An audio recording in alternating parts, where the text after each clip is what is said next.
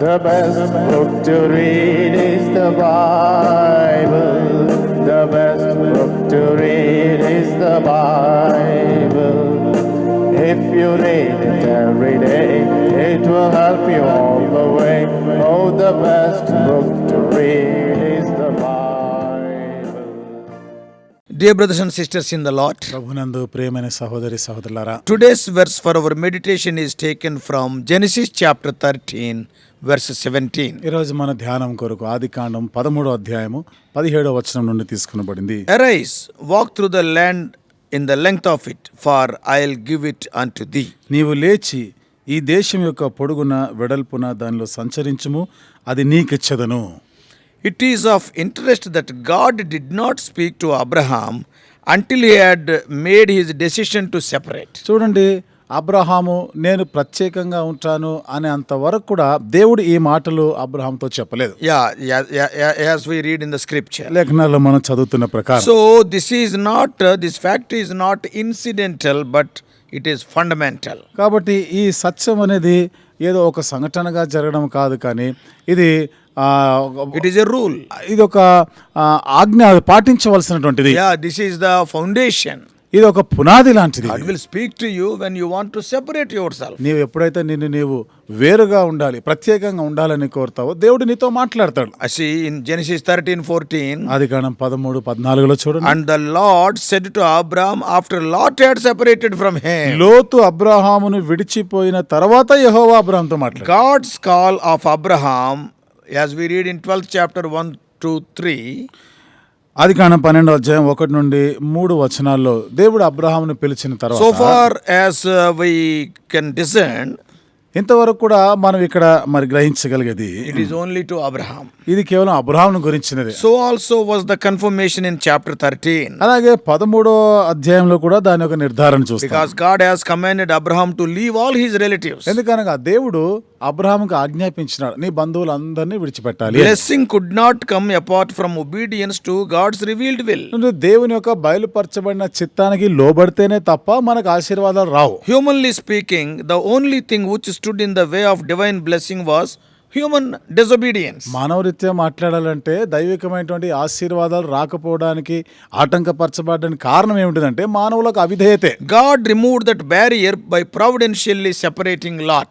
దేవుడు మరి లోతును వేరు చేయటం వలన ఈ ఆటంకాన్ని తొలగించి వేశాడు. And now the promise of God is restated. ఇప్పుడు దేవుని యొక్క వాగ్దానం మరలా తనతో చెప్తున్నాడు. Now you read Genesis 13th chapter. ఇప్పుడు ఆదికాండం 13వ అధ్యాయంలో చదవండి. 14-17. 14 నుండి 17 వచనాలు. I am reading, God is saying to Abraham. ఇక్కడ దేవుడు అబ్రహాముతో చెప్తున్న మాటలు నేను చదువుతున్నాను. Genesis 13. ఆదికాండము 13వ అధ్యాయం 14-17. 14 నుండి 17 వచనాలు. Now lift up your eyes and look from the place where you are northward and southward and eastward and westward. For all the land which you see, I will give it to you unto your descendants forever. And I will make your descendants as the dust of the earth, so that if anyone can number the dust of the earth, then your descendants also can be numbered. Arise, walk about the land through its length and breadth, for I will give it to you. లోతు అబ్రాహామును విడిచిపోయిన తర్వాత యెహోవా, ఇదిగో నీ కనులెత్తి నీవు ఉన్న చోట నుండి ఉత్తరపు తట్టు, దక్షిణపు తట్టు, తూర్పు తట్టు, పడమర తట్టును చూడుము. ఎందుకనగా నీవు చూచుచున్న ఈ దేశం అంతటిని నీకును నీ సంతానమునకును సదాకాలం ఇచ్చెదను, మరియు నీ సంతానమును భూమి మీద నుండి రేణువ వలె విస్తరింపజేసేదను. ఎట్లనగా ఒకడు భూమి మీద నుండి రేణువులను లెక్కింపగలిగిన ఎడల నీ సంతానమును కూడా లెక్కింపవచ్చును. నీవు లేచి ఈ దేశం యొక్క పొడుగున వెడల్పున దానిలో సంచరించుము, అది నీకిచ్చెదనని అబ్రాహాముతో చెప్పెను. Lot had lifted up his eyes and beheld the land before him with the eyes of human wisdom. లోతు కనులెత్తి చూసినప్పుడు పచ్చగా ఉన్నటువంటి ఆ ప్రాంతం అంతా కూడా మానవ జ్ఞానంతో ఎంపిక చేసుకున్నాడు. But Abraham was commanded to look through the eyes of faith in God's promise. అయితే అబ్రహాం మాత్రము దేవుని యొక్క వాగ్దానాన్ని విశ్వాసపు చూపుతో చూడాలని కోరబడ్డాడు. Abraham here may have stood on some elevated spot. ఇక్కడ అబ్రహాము బహుశా ఎత్తైనటువంటి ప్రాంతంలో నిలబడి ఉంటాడు, surveying the land that was his. తనకు చెందిన ఆ ప్రదేశం అంతటిని కూడా చూసుకుంటున్నాడు. And perhaps also that the land Lot has chosen to occupy. బహుశా లోతు కూడా ఆ ప్రాంతాన్ని ఆక్రమించుకోవడానికి చూస్తుంటాడు. Lot has selected some place. లోతు ఒక ప్రాంతాన్ని ఎంపిక చేసుకున్నాడు. So Abraham must have seen that place also. మరి ఇప్పుడు అబ్రాహాము ఆ లోతు ఎంపిక చేసుకుని ఆ ప్రాంతాన్ని కూడా చూసే ఉంటాడు. If I had been standing in Abraham's shoes, ఒకవేళ నేను అబ్రహాము స్థానంలో ఉంటే I would have had many second thoughts. నాకు ఇంకా అనేకమైనటువంటి వేరే ఆలోచనలు వచ్చిండేవి. Had I not given up my golden opportunity? నాకు ఉంటున్నటువంటి సువర్ణ అవకాశాన్ని వదులుకోలేదా? Did Sarai think that I had played the part of the fool? చూడండి, సారాయి కూడా Sarah may be thinking that by giving choice to Lot, I behaved like a fool. లోతుకే ఈ ముందు అవకాశాన్ని ఇచ్చేసినప్పుడు షారా అనుకుని ఉంటుంది కదా, ఎంత వెర్రి పని చేసినా బుద్ధిహీనుడు అని. Had I failed God in my decision?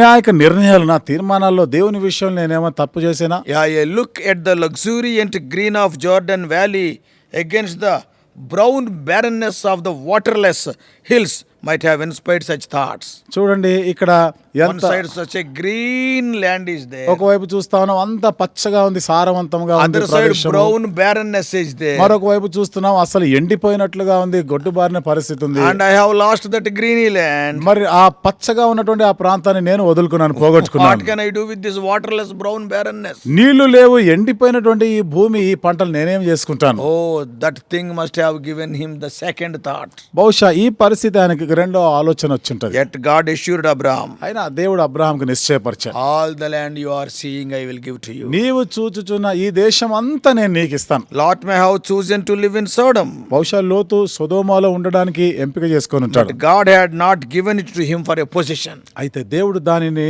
ఆయనకు ఒక సొత్తుగా ఇవ్వలే. Yeah, one day he has to leave it. ఒక దినాన్ని అది విడిచిపెట్టాలి కదా. Lot was a sojourner in Sodom, 19:9. 19వ అధ్యాయం 9వ వచనంలో చూస్తే లోతు ఆ దేశంలో ఒక పరదేశిగా ఉన్నాడు. ఆయన Not for a long time also. చాలా కాలం వరకు కూడా కాదు. Giving Lot the advantage was not giving up his hopes for the future. కాబట్టి లోతుకి ఈ అవకాశం ఇచ్చేయటం వలన భవిష్యత్తు గురించిన ఆశలన్నీ వదిలేసుకున్నట్టు కాదు. For it is ultimately God who brings the blessing to men by his sovereign grace. చివరికి దేవుడే కదా తన సార్వభౌమ కృపను బట్టి మనుషులకు ఆశీర్వాదాలు ఇచ్చేవాడు. And Abraham stood looking over the land. Abraham నిలబడి ఆ దేశం అంతా చూస్తా ఉన్నాడు. He could perhaps see the rich black dirt of the Jordan Valley where Lot was headed, because all delta, all fertile land, black land. బహుశా మరి లోతు ఏదైతే ప్రాంతాన్ని ఎన్నుకున్నాడో, యోర్దాను ప్రాంతం, చక్కగా నల్లని భూమి, ఇవన్నీ కూడా మంచి సారవంతమైనటువంటి ఆ ప్రదేశాన్ని చూస్తుంటాడు. Also he could see the dust which blew about him, typifying the land where he would live, all barren land. మరి తాను నివసించిన ఆ ప్రదేశం ఎక్కడ చూసినా అంతా ఎండిపోయినటువంటి గొడ్డుబారినటువంటి ఆ ప్రాంతంగా చూసుకున్నాడు. But God used that very dust as a testimony to the blessing that would come. అయితే దేవుడు ఆ దుమ్ము లాంటి ఆ ప్రదేశాన్ని ఒక సాక్ష్యంగా ఆయన వాడుకున్నాడు. Yeah, his seed would be as plentiful as the dust which dominated the land where he lived. తన సంతతి వారిని భూమి మీద నుండి రేణువులు లెక్కింప శక్యం కానంతగా నేను వారిని వర్ధిల్లజేస్తాను. No longer was he to look on that dust with doubt, but with hope. ఇక ఆ యొక్క ఇసుక రేణుల వైపుగా ఒక అనుమానంతో చూడవలసిన అవసరం లేదు, కానీ విశ్వాసంతో. And God's final word to Abraham in this visitation was, దేవుడు అబ్రహాంని దర్శించినప్పుడు తాను పలికినటువంటి ఆఖరి మాట, and to survey the land which would someday it will be his. ఈ దేశం అంతా సంచరించి చూస్తున్న ఈ దేశం ఒక దినాన నీకు ఇవ్వబోతున్నాను. For now he was not to possess it, but to inspect it with the eye of faith. ఇప్పుడైతే దానిని స్వాధీనపరచుకోవడానికి కాదు, కానీ విశ్వాసం ద్వారా దానిని చక్కగా పర్యవేక్షించాలి. The promise is, ఇక్కడ ఉన్న వాగ్దానం I will give it to you in verse 17. 17వ వచనంలో అది నీకు ఇచ్చేదనని అబ్రహాముతో That చెప్పాడు. is future. అది భవిష్యత్తును గురించి. It was not until the occupation of the land by the Israelites under Joshua that the promise was fulfilled. మరి ఇది యెహోషువ కాలంలో ఇశ్రాయేలు ప్రజలు దాన్ని స్వాధీనపరచుకునేంత వరకు ఇది వారిది కాలేదు. అది వాగ్దానం నెరవేర్పుగా అక్కడ జరిగిన తర్వాత. God's promises take time to be possessed. మరి దేవుని యొక్క వాగ్దానాలు నెరవేర్చబడడానికి అది మనం స్వతంత్రించుకునే దానికి సమయం And ఉంటుంది. this is because God has planned in that way. దేవుడు ఈ విధానములో దాని గురించిన ప్రణాళిక కూడా చేసినాడు. So how gracious God is to speak words of comfort and reassurance when all appearance of blessing seems to out of reach. When there is no blessing, he is thinking, but the words of God has given so much comfort. దేవుడు ఎంత దయగలవాడు. ఏ నిరీక్షణ ఆధారం లేని పరిస్థితిలో, ఆదరణ లేని పరిస్థితిలో దేవుని యొక్క మాటలు, దేవుని వాగ్దానాలు వారు ఎంతో ఆదరణించినాయి. See Abraham's response. అబ్రహాం యొక్క స్పందన చూడు. Abraham's response revealed a growing faith in God who called him. Abraham యొక్క స్పందన అతన్ని పిలిచిన దేవుని పైన విశ్వాసంలో ఆయన ఎదుగుతా ఉన్నాడు. Yeah, he moved his tents towards Hebron. ఇప్పుడు తన యొక్క గుడారాన్ని హెబ్రోన్ వైపుగా మార్చుకున్నాడు. Settling near the oaks of Mamre. అక్కడ మమ్రేలోని సింధూర వనం దగ్గరకు వచ్చినాడు. And And it was a plot of ground which belonged to another, not Abraham. ఇది అబ్రహాముది కాదు, వేరే వాళ్ళకి చెందినది. That is what we read in 14th chapter verse 3. అదే 14వ అధ్యాయము 3వ వచనంలో మనం చదువుతాం. But it was where God wanted him to be. అయితే ఇక్కడ దేవుడు అతడు ఉండాలని కోరిన ప్రదేశం. There Abraham built an altar and worshipped his God. అక్కడ అబ్రహాము దేవునికి బలిపీఠం కట్టి దేవుణ్ణి ఆరాధన చేశాడు. So brothers and sisters, కాబట్టి సహోదరి సహోదరులారా, how different were the paths of these two men after they are separated. ఈ ఇద్దరు వేరైపోయిన తర్వాత, ఒకరినొక వేరైన తర్వాత వారు ఎన్నుకున్నటువంటి ఆ మార్గాలు చూడండి ఎంత And వేరుగా the ఉన్నాయి. one was almost imperceptibly edging closer and closer to the city of Sodom. ఒకడేమో సొదొమ పట్టణానికి అత్యంత సమీపం దగ్గరగా వెళ్ళిపోయినాడు. And to live among godless and wicked men. అక్కడ భక్తిహీనులు దుర్మార్గులతో జీవించడానికి వెళ్ళిపోయినాడు. And those all these things are for the sake of financial gain. ఇవన్నీ కూడా ఆర్థికముగా ఏదో లాభం సంపాదించుకోవడానికి. But the other was living the life of the sojourner. అయితే మరొకరైతే ఒక పరదేశిలాగా ఉండేదానికి Dwelling ఎన్నుకున్నాడు. on those barren hills. ఆ యొక్క గొడ్డుబారినటువంటి ఎండిపోయినటువంటి ఆ పొలాల పంటలు అక్కడ తిరుగుతున్నాడు. Only hope is in the promises of God. ఇక్కడ ఆయన యొక్క నిరీక్షణ అంతా కూడా దేవుని వాగ్దానాల పైన మాత్రమే ఉంది. One lives in his tent and builds an altar of worship. ఒకరేమో తను వేసుకున్న గుడారాల్లో నివసిస్తూ దేవుని కొరకే బలిపీఠాలు కట్టి దేవుని ఆరాధిస్తూ జీవించినవాడు. But what about the other person? మరొక వ్యక్తి మాట ఏమిటి? He left the tent for a house in the city of the wicked men. ఆయన గుడారం విడిచిపెట్టినాడు, పట్టణంలో ఇల్లు కట్టుకొని దుష్టులు దుర్మార్గుల మధ్య నివసించడానికి వెళ్ళిపోయినాడు. Here was a decision which bore heavily on the destiny of these two men. ఇక్కడ వీరు తీసుకున్నటువంటి ఈ తీర్మానము వారి యొక్క గమ్యం అనేది వారు తీసుకున్న తీర్మానాలపైన ఆధారపడింది. See, it has so much effect on their destiny. చూసారండి, వారి యొక్క గమ్యం పైన ఇది ఎంత ప్రభావం పడింది. See, so much effect on their offspring, on their children. వారి సంతతి పైన కూడా ఎంత ప్రభావం పడింది అది. So the whole story in a nutshell is, ఈ చరిత్ర అంతా కూడా మనం క్లుప్తంగా చేసుకుంటే, the man chosen of God now stands alone. దేవుని చేత ఏర్పరచబడిన వ్యక్తి ఇప్పుడైతే ఆయన ఒంటరిగా ఉన్నాడు. If you are chosen by God, నువ్వు దేవుని చేత ఎన్నుకోబడిన వ్యక్తివైతే sometimes you have to stand alone. Abraham was alone on that day. కొన్ని పర్యాయాలు కొన్ని సమయాల్లో ఒంటరిగా ఉండవలసి వస్తుంది. ఇక్కడ కూడా అబ్రహాము ఒంటరిగా ఉన్నట్టు చూస్తున్నాం. He had a humble spirit, self-renouncing spirit. చూడండి, తను ఎంతో దీన మనస్సు కలిగిన వాడుగా ఉన్నాడు. తనలో స్వయం స్వార్థం లేనట్టుగా చూస్తున్నాం. This represents a suitable occasion for the Lord to draw near and speak to his servant. ఇక్కడ దేవుడు తనకి సమీపంగా వచ్చి తన సేవకుడితో మాట్లాడేదానికి ఒక అవకాశం వచ్చింది. Yeah, God's works are reassuring. Again and again God reassures. దేవుని యొక్క క్రియలు మరలా ఆయన నిశ్చయపరుస్తూ ఉండేటువంటివి. The Lord was not yet done with showing him the land. దేవుడు ఇంకనూ తనకు చూపించిన ఆ దేశంలో కార్యమేమి జరిగించలేదు. He is still showing more land. ఇంకా ఎక్కువైనటువంటి ఆ ప్రాంతాన్ని చూపిస్తానే ఉన్నాడు. He therefore calls upon to look northward, southward, eastward, westward. అందుకనే తూర్పున, ఉత్తరాన, పడమర, దక్షిణం వైపుగా చూడమంటున్నాడు. He then promises again to give all the land which he saw, as far as his eye could reach. ఇప్పుడు నువ్వు చూచుచున్న దేశం ఎంతవరకు నువ్వు చూడగలవు ఆ దేశం అంతా కూడా నీకు ఇస్తానన్నాడు. And to him and to his seed forever. తనకి తన సంతతికి సదాకాలం వరకు ఇస్తాడు. He announces that he will make his seed as the dust of the earth. తన సంతతిని ఇక్కడ మరి భూమి మీద ఉన్నటువంటి ఇసుక రేణువులు అంతగా నేను విస్తరింపజేస్తాను. The people who should fill the land of Canaan would seem to be innumerable. కనాను దేశమును స్వతంత్రించుకోబోయి ప్రజలు లెక్కింప శక్యం కానంతగా నిండిపోతారు అక్కడికి. But we see that the promise begins already to enlarge itself beyond the bounds of the natural seed of Abraham. అయితే ఇప్పటికే ఈ యొక్క సంతానము Abraham యొక్క మరి సహజమైనటువంటి ఆ సంతానం, Not only the natural seed of Abraham. Abraham యొక్క సంతానం మాత్రమే కాకుండా that is being enjoyed by many. అనేకులు దానిని ఆనందిస్తవచ్చు. So dear brothers and sisters, కాబట్టి ప్రియమైన సహోదరి the సహోదరులారా, decisions reached by Abraham and Lot are the same as those which confront every Christian. Abraham, లోతులు వారు ఏదైతే తీర్మానం చేసుకున్నారో ప్రతి క్రైస్తవుడు కూడా ఇలాంటి నిర్ణయాలు గుండా వెళ్తుంటారు.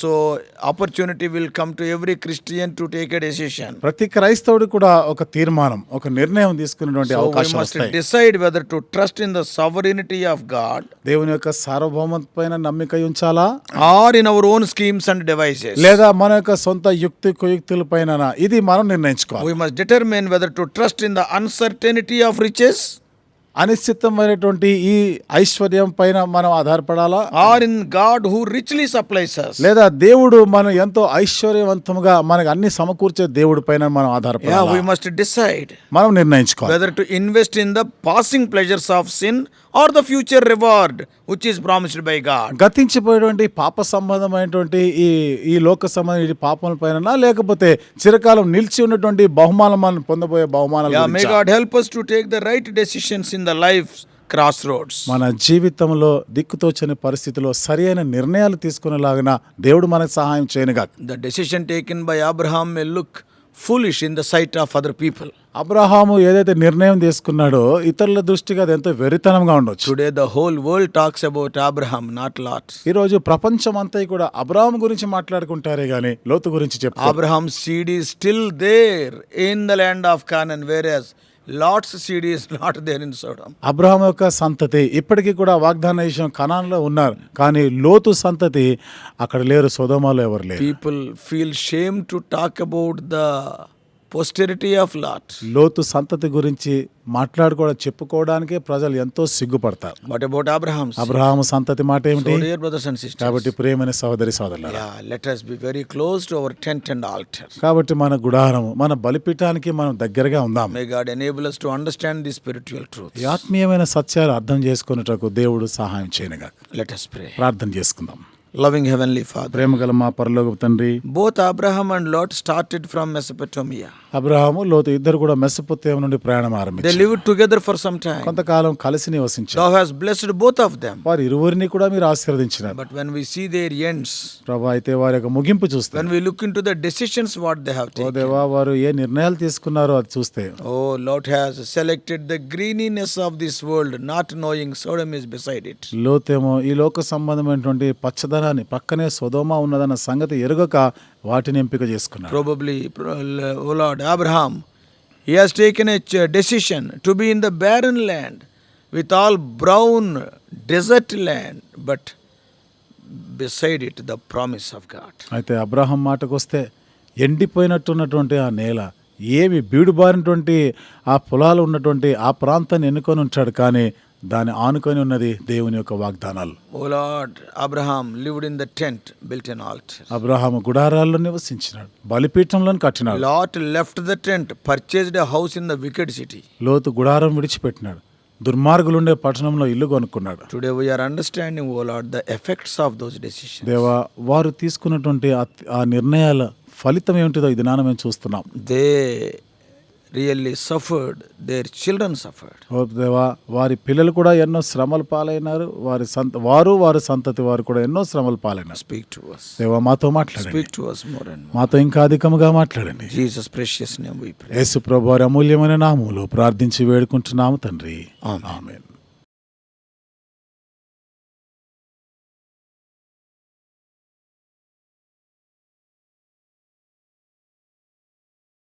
God bless you all.